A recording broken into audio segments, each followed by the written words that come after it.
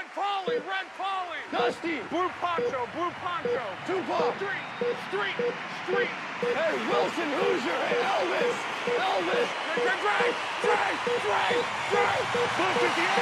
Go. All right, everyone. Welcome to Health Matters, episode 18, week 15 recap. We're getting down to the end of the season here where health really matters, and the Predictors.com bringing it to you in this podcast and breaking it down as you get in the last crucial weeks with a lot of teams right on the bubble. Brandon, take it away. Yeah, we're going to do a little different this episode. But before we get into our quarterback recap, let's tell us the two big injuries from yesterday, Tyler. Yeah, well, after already playing without starting quarterback Joe Burrow, the Bengals had another rough day. This time with their defensive tackle DJ Reader is now out for the season with a torn quad, as is rookie cornerback DJ Ivy with an ACL. So really tough for the Bengals.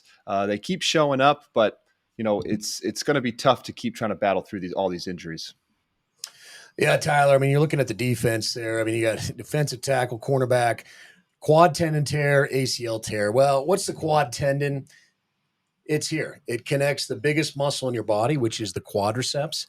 And the quadriceps comes right into the patella. And that patella is the kneecap bone. And all that muscle force connects to this tendon right here, connects to the kneecap, and it tears off. It's a season-ending injury. It's a surgery by necessity. You got to get it fixed because you can't extend your leg, and it's a pretty long rehab process. We really think about 6 to 9 months until you're thinking about getting back to NFL training shape. Yeah, they'll have a busy offseason in the training room getting the rehab for sure. So, there was some other injuries that weren't that notable. Tevin Jenkins, the Bears guard, he was carted off with concussion. He's a big guy. I think they just need the cart to get him to the locker room. But besides that, some things will come out this week, so just keep an eye out for the Predictors.com. But we wanted to look at all the quarterback injuries. There's been quarterbacks on every injury report this year, starters, backups, bench guys, just people bringing in. So we went back through the Predictors.com data and looked at all of the QB injuries. And Ryan, you're going to take it away with the stats for this year. Yeah, so we're coming up close to breaking the all-time NFL record for the most starting quarterbacks in a single season. That record is 68 set last season in 2022. This year, through week 15, we've had 54 starting quarterbacks, and over half of the teams have had multiple quarterbacks start for them. The Browns have had 7 different quarterbacks play games for them this year, 4 of which have started games. All 4 of those starters, Deshaun Watson, PJ Walker, Dorian Thompson-Robinson, and Joe Flacco, have all won at least one game, which is kind of crazy to think about, having 4 different starters actually win games. Yeah, I think that's got to be a record number of quarterback starts for a team. I mean, you just don't see that, and that's why this season 2023-2024 is pretty unique in quarterback injuries. And obviously we're tracking it here at the Predictors.com, but it's made for a pretty wild fantasy situation, a pretty wild betting and gambling situation. And so, I mean, you just look at what the Browns have going. It's so hard to predict because we don't have information on how these quarterbacks perform. And there's been a lot of folks that have stepped up, in need. And that's how you perform, and that's how you get a contract. I mean, you look at Garoppolo, same situation. He's got some issues now, but look at the contract he landed after he stepped into injury. Well, definitely, yeah. And Matt Flynn back in the day, he got a contract playing 3 games, that's crazy. Yeah, and you look at the Giants right now, you got Tommy DeVito, the whole state of New Jersey and New York are rallying around him, and his agent got inducted into the Italian American Hall of Fame within 3 games of Tommy DeVito coming in for all the hurt quarterbacks on the Giants side. New York tends to follow those trends. They had Linsanity with the Knicks. You get hot there, they love you up there. Oh yeah, just one crazy stat: 5 QBs have played every game this season. Tua Tagovailoa, Miami; Russell Wilson, Denver; Sam Howell, who actually was benched yesterday late in the game. They're saying because of they're protecting his health, maybe going down the rest of the season, but he started every game. Jared Goff, and then Jordan Love with the Packers.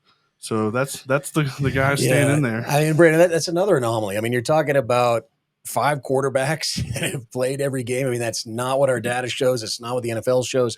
There's numerous quarterbacks. Most of the teams have their quarterbacks start throughout the season. So this is a super weird season in terms of health for quarterbacks, and a lot of QB1s have been banged up, and we got a lot of season-ending injuries. Yeah, Tyler, take it away with the season endings. Let's see who we got on there first. Well, let's start with the biggest story of the NFL season starting from week 1, which was the Aaron Rodgers torn Achilles. We all know he tore that on that 4th snap of the first drive for them.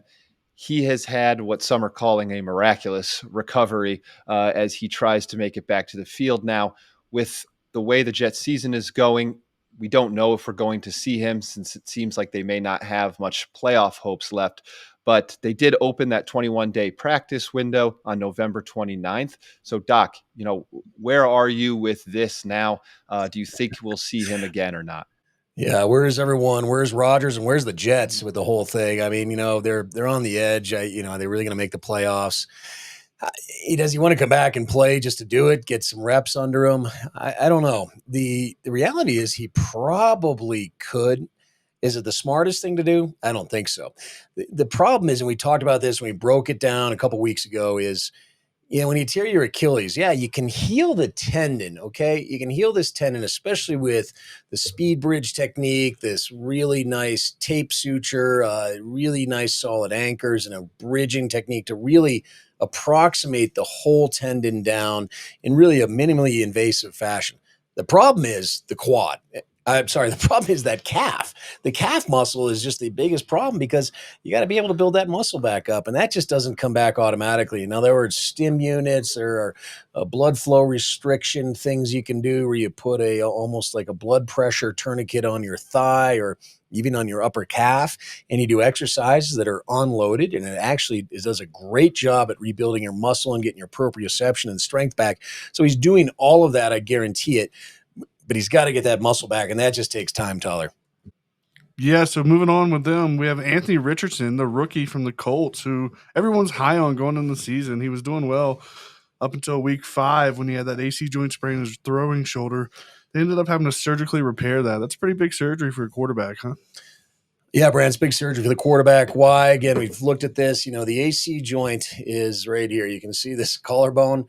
It pops up, and it's out of the shoulder joint, and meaning out of the acromion. And so it allows the scapula and the shoulder area to not have that same strut that you need to really put force through the shoulder joint to throw the football. And I think that's really the situation with Anthony in terms of having a very high-grade injury to that AC joint. It was just unstable. A lot of those you can live with them. Many of those listening to this may have had an AC joint sprain or shoulder separations, as it's called. But that throwing shoulder, if it gets really high and it's unstable, is a big problem. The good news is 6-ish months, he's going to be back throwing, and I think back to full form. And Colts fans, you're going to have your quarterback back next year, and I think he's going to be in solid form. That'll be great for the Colts as they have a pretty strong defense. So if they can get Anthony Richardson going, get that offense really started. But Gardner Minshew has done a good job while he's been gone. Next up, Kirk Cousins, Minnesota.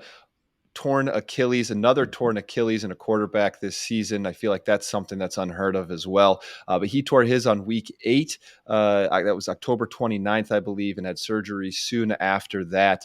They had brought in Dobbs to take his place, and then they had to go to a few other quarterbacks here. But a tough one for Minnesota. Yeah, 2 quarterbacks with Achilles tears. We haven't seen it. We went back in the archives. We just couldn't find it in the NFL archives, nor our data at the Predictors.com. We're going to have Rodgers and Cousins race week to week to see who gets back earlier. But I don't know. Cousins was week 8, obviously, versus week 1. He got a 7+ week head start already. It doesn't matter at the end of the day, but we'll see. We'll see how they both do. We'll both see them back next season. And I think they're going to be in really good form at the end of the day. Yeah, definitely excited to see these guys play next season, especially Rodgers with the Jets finally. And then next up, also in New York, we had Daniel Jones. He tore his ACL week 9, and then he had surgery a few weeks later. They had Tyrod Taylor and Tommy DeVito come in, and they've been doing all right. I mean, the Giants are a 5-9 team that this season. So, I mean, not the greatest, but for the Giants, not too bad. Yeah, I think we'll see Daniel Jones camp probably mid-February. Veteran physicals for most NFL teams are about the third week in July 20th, 23rd, 4th, 5th, right around there. It just depends how the weeks fall. But I think we'll see him obviously reporting to camp and then ramping it up. Might have a red shirt for a little while or a few weeks as he gets some of the reps going. But we'll see him back next season. Deshaun Watson for Cleveland had a displaced glenoid fracture in that right shoulder. I know that it seemed like maybe he was playing with some injury for a while, and then finally the team came out and effectively ended his season because of that glenoid fracture. Doc, I'm not sure if he had a little bit of this before or just had another injury in that shoulder that got worse at that game in Week 10, but that was a big hit for Cleveland. Yeah, no question. They were, really trying to count on Deshaun to help elevate them. And, it's sort of a little bit strange. Had this subscapularis issue where, the subscap is this muscle in front of the shoulder. And, was talk about having that or the subscapularis strain, which I don't know. I maybe buy it, I maybe don't. It's pretty rare, unique injury. It could happen. It could be a contusion, could be something else. It's pretty deep, well-protected muscle, but certainly could have happened. But then to develop a glenoid fracture on top of it, I don't know. A little bit interesting, a little bit fishy, to be honest. But the reality is he's got a glenoid fracture, and that's something in general, if you can't play through it, we usually just fix it right away. It's season ending. You got to fix a glenoid fracture to get that shoulder joint stable. The glenoid, again, is the socket of the shoulder. We sent out some videos of what this typically looks like. I either fix these arthroscopically or sometimes open where you make an incision. But we use screws, plates, buttons, even anchors and bridge type repairs to help fix this. The good news is these heal extremely well. The labrum gets fixed, the shoulder gets reconstructed, the bone heals well. And honestly, you're probably back, you're ramping up around 4 months, if not a little bit sooner. But obviously, season's over. We'll see him. We'll see him next year. And Cleveland fans, I think he's going to be really good next year. I don't know if they need him now that they got Flacco in there. Yeah, I don't know. Yeah. They're paying him a lot of Showing money up. though, so maybe he needs to go earn some of that check. My guy LSU, Joe Burrow, he's high hopes the past few years. Came into the season with some high hopes, but the Bengals have been bitten by the injury bug. He tore a ligament in his right wrist. I hear it's a tough one to come back from a throwing quarterback. So he had surgery on November 27th. How's that going to go, Doc? Yeah, this one I'm a little bit concerned about. I mean, Joe's been banged up. He's had a number of surgeries, hasn't had really a complete season. I mean, he's had continued problems. This is a tough one. He was just trying to grip the ball, couldn't grip it. But when you grip, you need your bones, and they're called the carpal bones of the wrist. So between your long bones here, your radius, your ulna, you got a bunch of bones here. There's 8 of them. And the biggest one is a scapholunate, the scaphoid bone, the lunate bone. It's way over here and super important for grip strength. And if you injure that or displace that, it's a challenge. Number one, it's a challenge to fix reliably surgically well. There's a lot of different techniques to fix this. You usually use a combination of ligaments to fix it. You can use these things called internal braces or tape type sutures, almost what Aaron Rodgers had. But you just now are, instead of the tendon to the bone, you're basically bringing 2 bones back together and allowing that ligament to heal and be stable. So I'm hoping this works out, but this is a tough injury on someone that needs to have grip for a living. We're going to watch this really closely as OTAs and minicamp unfolds here, which should be his window to start ramping up to test this out. Doc, do you think this is an injury that could linger for Burrow for next season and possibly his career if it's maybe not handled properly? Yeah, Ryan, no question. Yeah, this is an injury that can linger. I am concerned about it. It can easily re-injure once you tear those ligaments. Even though you can reconstruct, you put in super strong implants, it is easier to re-injure again. So if you can land on it wrong, you land on it with, we call it a foosh or a outstretched hand that comes down on the turf. You can get that injured and put a lot of force across those wrist bones. So we're going to have to watch him really closely. There is a high chance of re-injury of that wrist. Another team that's been hit by the injury bug is the Chargers. You know, they've dealt with some injuries at the wide receiver position as well as on defense, but possibly the biggest one is that to Justin Herbert. He fractured his middle finger on his non-throwing hand earlier in the season, and then week 14 fractured his middle finger on his throwing hand, which ended his season. Doc, obviously, when you fracture your finger at quarterback, you can't throw the ball. What's this look like for that surgery, if needed, rehabilitation, and recovery? Yeah, so he had the fractured middle finger on the non-throwing hand, and on the throwing hand had the index finger again. That's really important for the pincer grip, another grip issue, just like Joe Burrow. But instead of at the wrist, it's injured much more down here, and this is where it was injured, what we call the PIP, or the proximal interphalangeal joint, PIP.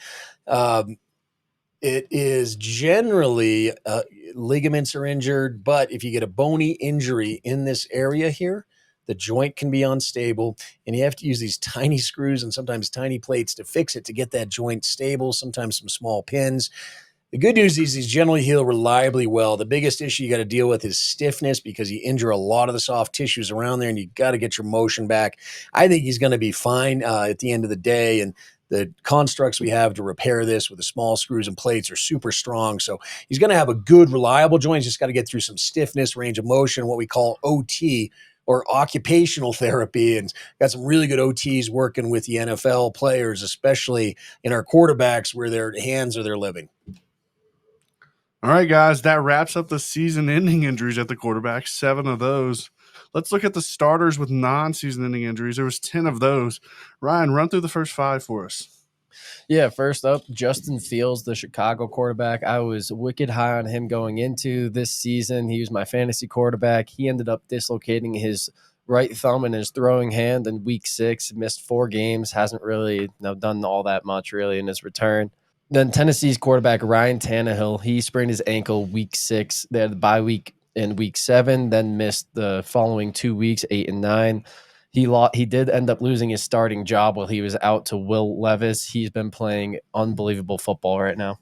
Tyler, I know you said he lost his job because of the injury. You think it's the play or the injury? I think at the end of the day, it's probably the play and how Tennessee was performing. But once he suffered the injury, it was easy to put in Levis, let him show his stuff, and then just stick with him afterwards. Yeah, and obviously Will Levis went out with kind of a scary situation, but it looks like he's going to be okay in that week 15 injury to his lower extremity. But it looks like he's going to be okay. But Tennessee is still not out of the woods yet with Levis, and obviously got to figure out Tannehill. Yeah, and Las Vegas quarterback Jimmy Garoppolo. Jimmy G had a concussion in week 3, missed week 4. And then against the Patriots, he suffered a back injury where he had to be transported to the hospital. He ended up just missing only 1 week after that injury. Then Pittsburgh quarterback Kenny Pickett, he had a tibial bone bruise in week 4, only missed part of the game. He had a ribs bruise in week 8, again, only missed part of that game. And then in week 13, he suffered a high ankle sprain. He had surgery immediately following the game that following day, and they're hopeful he can come back for this season. They gave a timeline of 2 to 4 weeks. Not really too sure how doable that is for Kenny Pickett in this timeline. Yeah, that's why he's not on our season-ending guys. We still have a little hope he may come back. Although, Doc, I don't know what you're thinking on that. Yeah, I don't know. 2 to 4 weeks when you got his, his high ankle sprain. This is actually the device that's generally used. It's called the tightrope. Arthrex helped revolutionize it. You can see there's a small metal button right here. A stitch and suture construct goes across these 2 bones, and another button over here. What it's doing is it's helping stabilize these 2 bones at the ankle joint, the tibia and the fibula. It's called the tightrope. Tua Tagovailoa at Alabama came back about 2 weeks. Roll Tide. Yeah, they got some big games coming up, Tyler. That's right. And go blue. Yeah, but he came back in 2 weeks and played, did okay for Alabama, but it's a little soon, especially with just the edema, the swelling, everything else. So we'll see. We'll watch it. Surgery was 12-4, a couple weeks into it now. We'll see how that goes. Yeah, hopefully he can get back on the field like Tua did, but who knows? Maybe we'll see him. Maybe we won't. Carolina quarterback Bryce Young, he suffered an ankle injury in week 2, and he only ended up missing week 3, so he ended up being fine, but he's not had an all that great season this year. Okay, that's the first 5. Tyler, wrap it up with the next 5 for the non-season ending QB injury starters. Yeah, Brock Purdy for San Francisco had a concussion, missed week 7, but since then he's been back and been able to get San Francisco up there, winning games and back on track. They're doing fantastic, a favorite to win the Super Bowl. Matthew Stafford for the Rams had a thumb injury in week 8, missed week 9, was questionable, and then had a bye week, week 10. The Rams have started to come along as well this year, starting to play pretty good football. Derek Carr for New Orleans had an AC joint injury in week 3. He was questionable week 4 and 5, but ended up playing through those injuries.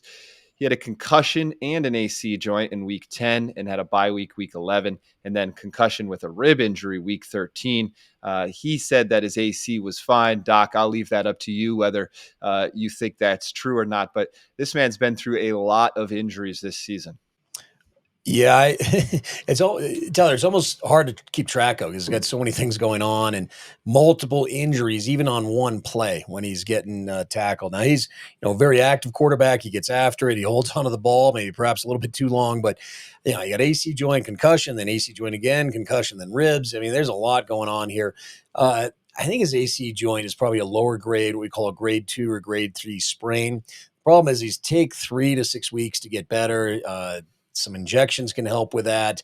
But we'll see. We'll see how it goes. This is something that can easily be aggravated, though, just with even a small, completely legal quarterback sack can just aggravate an AC joint that's already been aggravated. Why? Because the ligaments of that AC joint capsule are already compromised. They're already sprained, and it's just easier to do that. Now, in the offseason, this thing usually gets nice and strong and allows a good time to heal.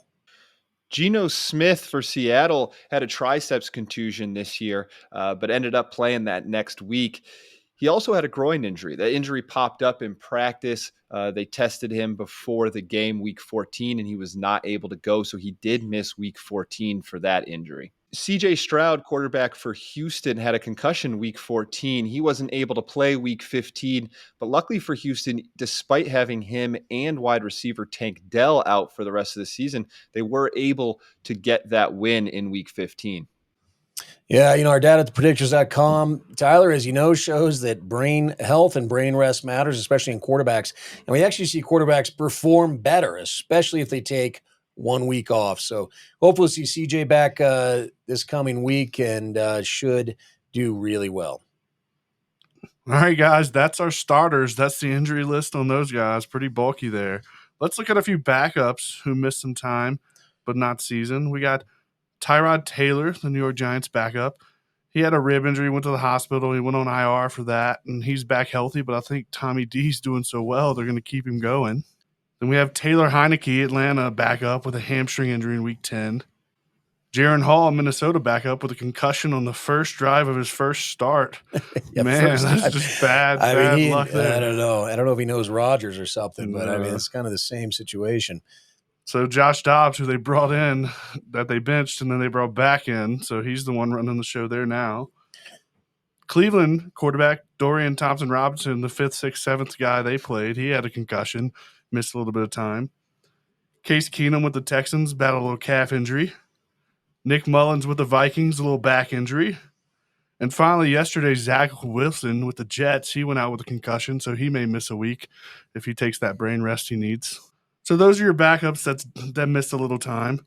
Tyler, who didn't miss time this year? Tell us about these guys, the guys that just got hurt, but they were able to play through. Yeah, the list is pretty short. Let's just keep it going.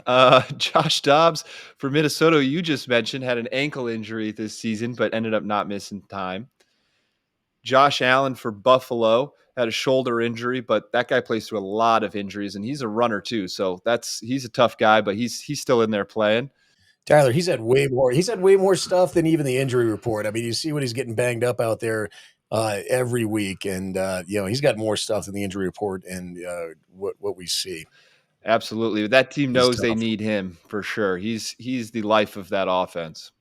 Lamar Jackson, who's seen the injury report most seasons and definitely a big part of the Baltimore offense, had an ankle injury but ended up not missing time so far this year.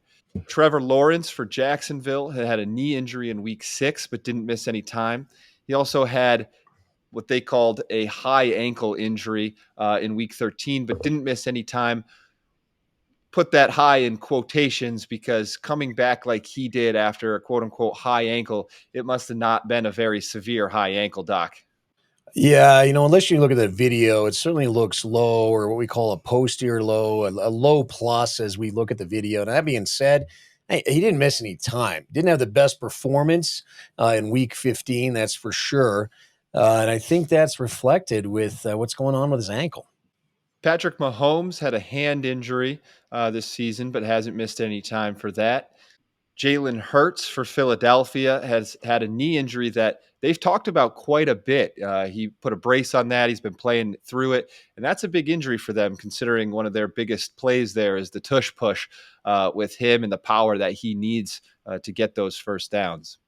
Dak Prescott for Dallas had a finger injury, but he's been leading the Cowboys up until this past week. They were on a real run there.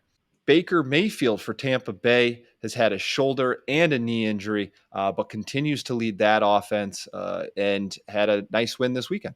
Yeah, they did. Definitely so. They're hot right now. Let's No see question. see if they can win that horrible division down there with a 7-9 record. Tampa Bay's Vegas. I mean, I can't believe they pulled it out this weekend. But good on them, Bucks. Yeah, so that is the injuries list for all the quarterbacks. But there's a couple things of note. Ryan, tell us the strange ones. Yeah, we had a few other ones. We had Nate Sudfeld, Lions quarterback. He had an ACL tear during the preseason this season. Then Hendon Hooker, the Lions quarterback, he had an ACL tear, but this was late in his senior year of college. Stetson Bennett for the Rams, he's been out with for personal reasons. And Taysom Hill, the Swiss Army knife of the Saints, he does everything. We didn't include him as a quarterback because he's way more than just a quarterback, but he had a foot injury this season. Yeah, so those are four little add-ons, So, Doc, what do you think of this whole quarterback preview? Yeah, well, we're through week 15, but this has been a particularly tough year of quarterbacks in the NFL. I mean, there's no question the number of QB1s that have had season-ending injuries, although it's not a record season, it certainly seems that way. And our stats actually show that it is because of the number of QB1s and the magnitude and the really significance of these injuries on the quarterbacks is real. And it's real on the teams. It's real for you fantasy owners and also in the gambling and betting space. It makes it really hard. It's a little bit wild in the NFL this year just because of what is going on here with our quarterbacks. Obviously, the NFL has made a lot of strides to try to help protect our quarterbacks, help keep them in the game, because this is, I think at the end of the day, I would go out on a limb and say this is not what the NFL wants. This is not what the owners and the coaches and everyone else, and certainly individual players want. They want to play. They want to be out there. They know injuries are part of the game. Health matters is important, and we all know that.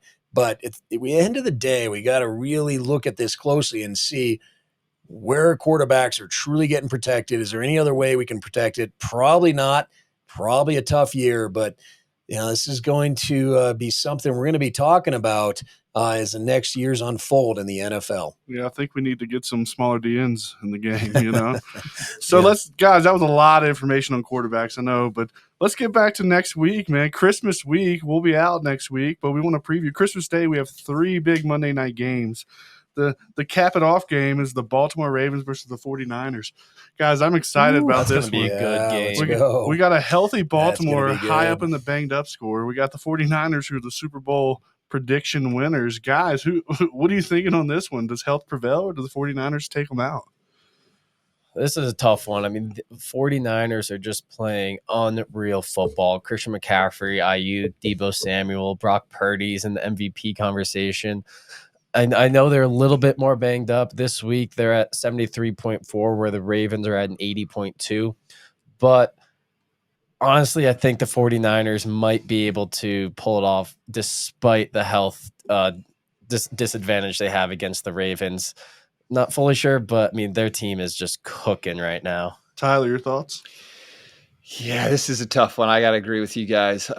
You know what? I'm going to go out on a limb and I'm going to say Baltimore upsets San Francisco. They have the health advantage there. I think Lamar Jackson comes through. They have a strong run game, and they have some weapons out there. I know San Francisco has they have a ton of weapons over there with CMC and Kittle and all the guys over there. But I like Lamar to show up on a big game. Doc, close us out with your thoughts. Yeah, statement win for Baltimore this past week. Really good win. San Francisco, though, is playing lights out. I think this is a field goal. I actually think Baltimore ekes it out at the end. All right, Doc. All right, everyone. Well, thanks for listening.